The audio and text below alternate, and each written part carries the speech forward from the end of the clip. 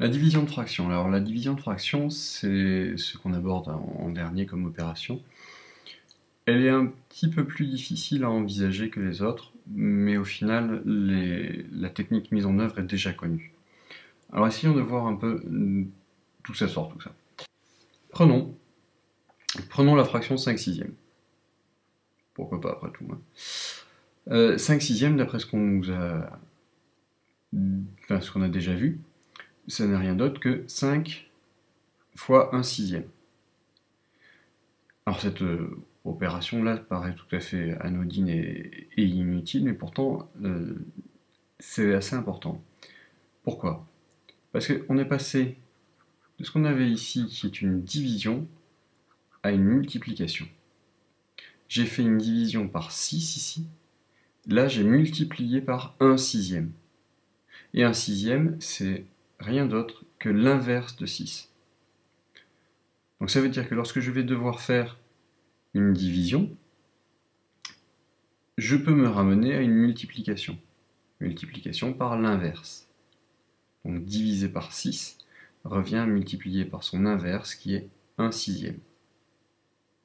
Je vais me servir de ce petit résultat qui paraît comme ça anodin quand on le voit et assez inutile, et qui montre tout son intérêt lorsqu'on va passer à des fractions ou à des divisions par des fractions.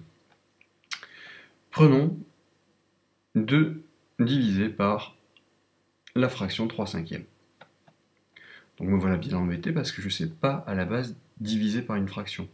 Et ce qu'on a vu au-dessus, c'est diviser par un nombre, c'est multiplier par son inverse.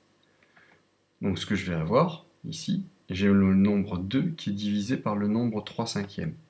Donc je vais avoir 2 fois l'inverse de 3 cinquièmes. Pour l'obtenir, il suffit d'intervertir numérateur et dénominateur. Donc 2 fois 5 tiers. Et ça, c'est quelque chose que je sais facilement faire, puisque je n'ai qu'à multiplier au niveau du numérateur, et il me reste donc 10 tiers. Donc ça veut dire que ma division par une fraction se ramène à une multiplication.